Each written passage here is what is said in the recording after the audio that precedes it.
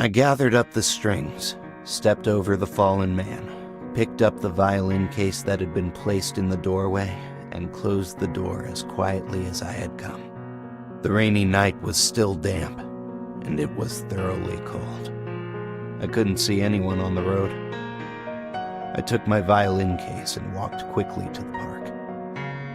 Many of my clients thought the violin case was a gun, while others said it contained a sharp western sword.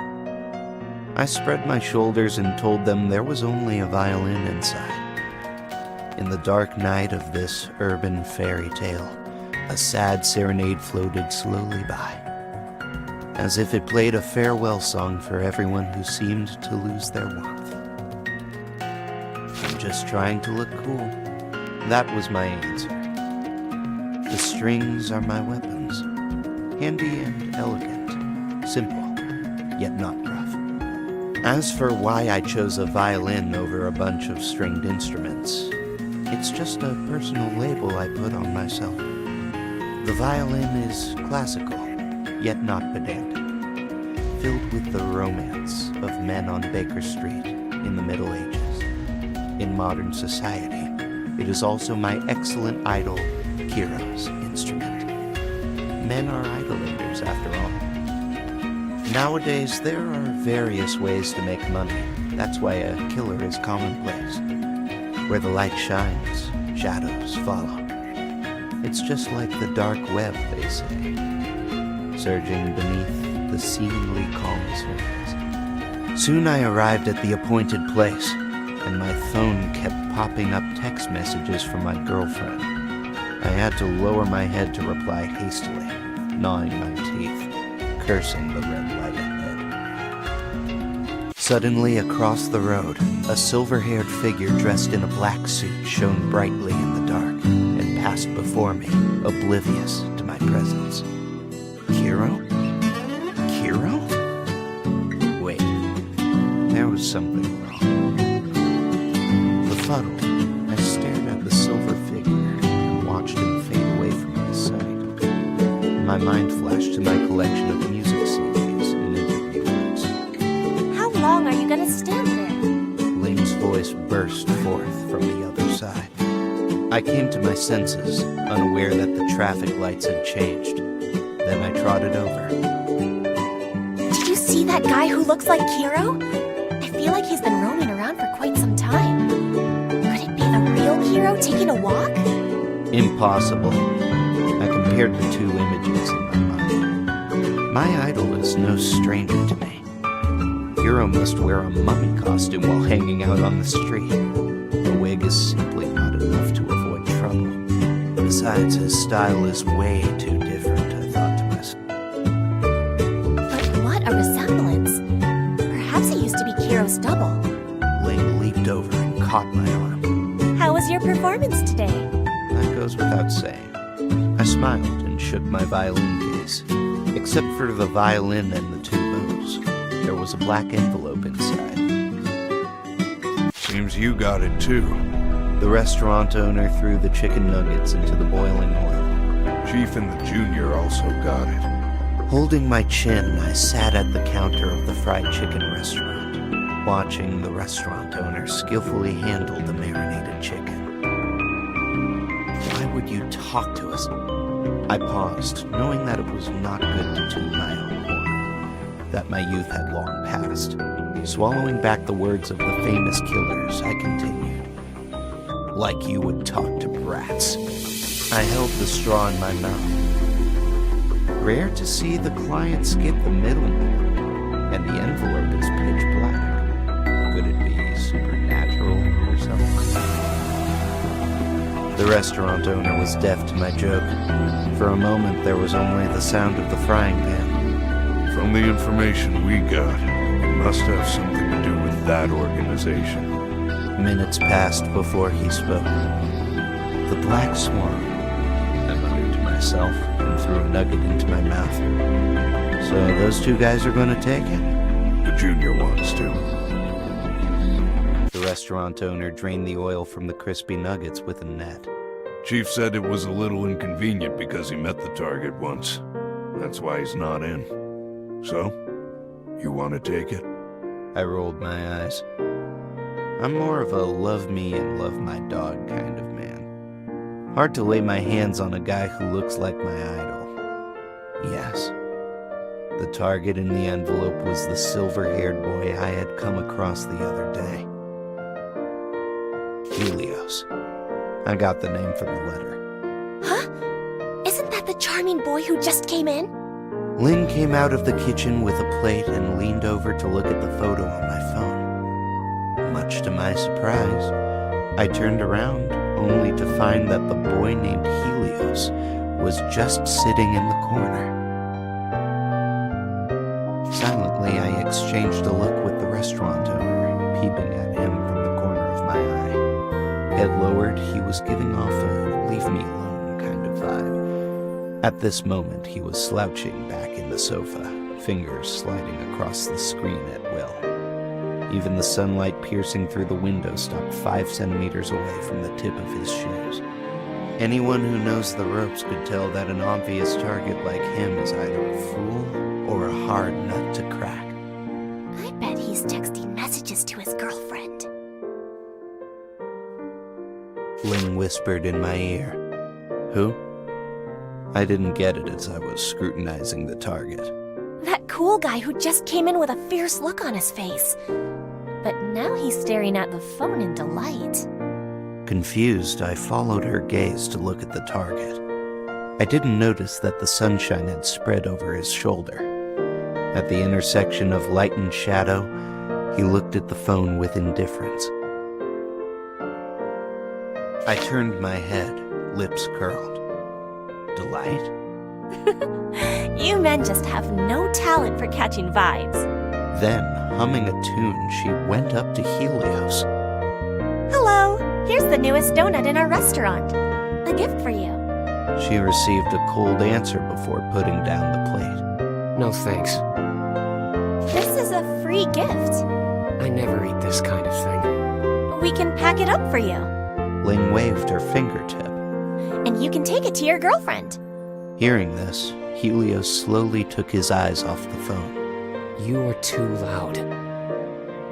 To be honest, based on a week of tracking him, there was nothing special about the boy named Helios. Munching on bread, I hunched in front of the computer screen and yawned for the 8th time. Yes, I finally took the mission. For no particular reason, the man behind the deal multiplied the price tenfold. Enough for me to retire and enjoy a happy and carefree life with Ling. That is, if I survive this. The rustle of headphones interrupted my thoughts. It was time for Helios to wake up. I turned up the volume and carefully resumed my life of surveillance. The city is a huge network, with traffic and neighborhood monitoring everywhere, leaving people nowhere to be seen. I skillfully controlled the keyboard and opened multiple window screens. Helios's life was very fixed. He hardly ever went out of the house. There was nothing unusual picked up by the bun. It was mostly the clatter of water and the rustle of cloth as he dressed and undressed. Even the sound of footsteps was rarely heard. Surveillance footage from the corridors showed that he went out in the late afternoon, and he often wandered aimlessly around the deserted corners of the city without any sign of contact. He would walk late into the night, come home, stand on the balcony for 15 minutes, and then take a shower. Everyday routine. The only thing that was special about him was that he looked so much like Kiro. Watching Helios in the surveillance footage walking on the street, I occasionally thought of Kiro, even though I know they are two different people. If it were Kiro on the street... I recalled the chaotic scene when he was spotted by fans out on the street. The place was crowded with people and the boy was squeezed in the middle of the crowd. He was embarrassed but still smiling. In an effort to placate his restless fans, he was pushed back into the car by his agent. His voice could be heard until the car was out of range. Thank you! Sorry for the trouble! It's a far cry from this Helios. The other day, I received a call from the restaurant owner while carefully arranging the strings. We lost the junior. His tone was even, as if he had seen this coming. I was shocked. Watching Helios walking on the screen of the monitor, a chill ran through my fingers. He never disappeared from my surveillance screen. When did he dispose of the junior? Alarmed, I looked at the surveillance recordings. The footage. Is it real? Trying not to panic, I soon found the junior. There was no trace of any unnecessary trauma on his body. The technique was clean, as if he had died instantly. I removed the ultra-tiny pinhole camera from the buttons of his suit. Don't ask me how I hid it there. Competition. Helios's dizzying array of moves left no room for a counterattack. Although I had watched the footage of this attack countless times, and even tried freezing the frames, I still didn't see how he showed up behind the junior, like a phantom. The number of frames on the screen was constantly changing. I randomly clicked with the mouse, and suddenly, a few unnoticed frames flashed across the screen. I was stunned for a moment. My scalp felt numb, and I could not keep my body from shaking. I slowly separated the newly discovered frame from the video. Helios was staring at the camera without suspicion. He was looking right at the camera, convinced someone was watching him. In his blue eyes there was only mockery and derision. It was only a few frames, but it well represented the audacity of Helios. Is it because he's strong enough? I flicked my lighter a few times and it just wouldn't work. I threw it away and drew back to my chair. The junior, you didn't die for nothing. No wonder someone put such a big bounty on this boy's head. As I thought about it, I clicked on the downloaded photo in the email. The girl in the picture was smiling, bathed in the sun like a moonflower. So, I have to start with her. In addition to a huge deposit, an anonymous email arrived in my inbox. It contained an address, and attached were several photos of the girl, including a photo with Helios in the car. The address belonged to a film and television company. The girl in the photo was the head of that company. Helios never got close to it, which was a nice break. But before spending too much time surveilling the company, I received another email. This time the email was not anonymous and contained a new address. It pointed to where Helios lives. I tried to find the IP address of where the email originated, but the other side of the operation was sophisticated and cunning. After searching for a long time, I did not find anything. The screen was inexplicably locked. You don't want anyone to approach that girl, I thought as I stared at the black screen. But it also means the more obstacles I meet, the more valuable she is.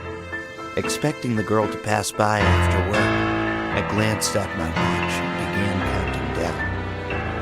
At that moment, a headlight roared past at the other end of the alley, and a figure was reflected abruptly on the wall. My mind went blank, and my body froze in place. I could only watch him coming towards me.